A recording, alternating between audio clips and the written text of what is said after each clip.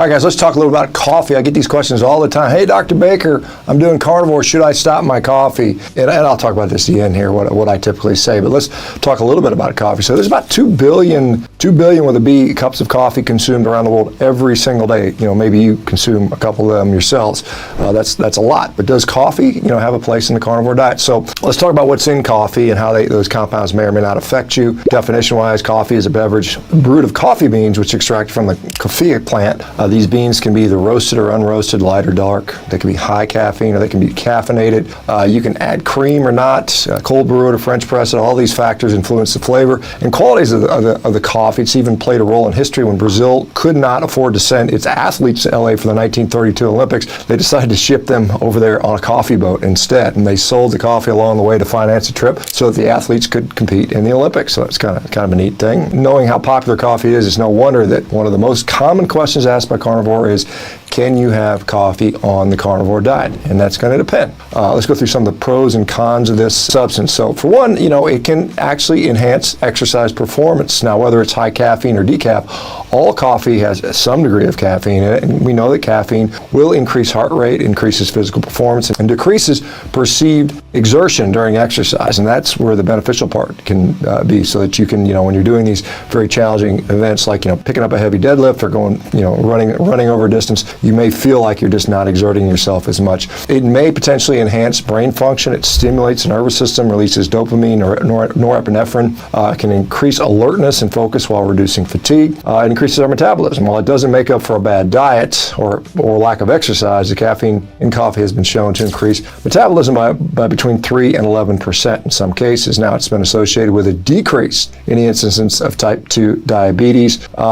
So that is something that, is potentially beneficial. Now, the cons. Now, coffee beans have, lectins in there. Now, lectins are something that can cause digestive problems leading to increased intestinal permeability, which is, if you're already suffering from gut issues, is probably not your friend. IBS, Crohn's disease, or other things like that, coffee is going to be a problem. They have phytates. Again, phytates are something that can also, mess with gut permeability, lead to systemic inflammation. It can bind to a lot of minerals.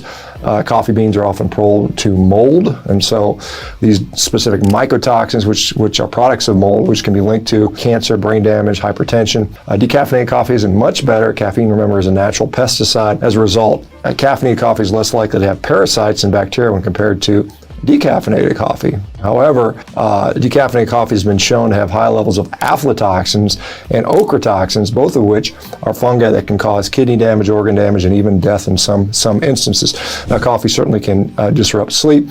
Studies have shown that caffeine content has a negative, coffee's caffeine intake has a negative impact on sleep, and lack of sleep can result in insulin dysregulation, unwanted cravings, and then weight gain. And so my thoughts on this, and this is what I tell people. If you're going to a carnivore diet, leave the coffee. If you're a coffee drinker, leave the coffee. And now, full disclosure, I've never drinking coffee. I never liked this stuff. Even when I was, busting my ass working as a surgical resident, working 80, 90, 100, 120, 130 hours a week, I never drank coffee. I'd get up and do push-ups, whatever. I just try to stay awake that way. I gotta tell you, it was pretty tough, but I managed. And so I never liked this stuff. But if you are a coffee drinker, what I would tell you is, just leave it in.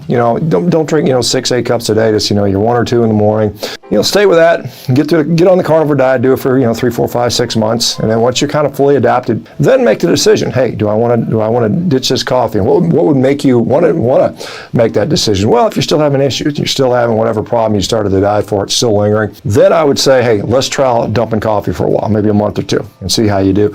Now, having seen many people do that, I will tell you about half of them, they ditch the coffee and they feel great. They're like, wow, that was a problem. The other half, they don't notice a difference. So, again, this is one of those things. It's kind of be up to you to test it out, right? We don't know the answers for sure, but we're trying to figure it out and we're finding it out. Anyway, if this has been helpful, let me know in the comments. Are you a coffee drinker? You're not a coffee drinker? Did you give up coffee and did you get a better result with that? Or if not, did you have no difference? Anyway, I'd love to see what you say in the comments. We'll see you on the next video.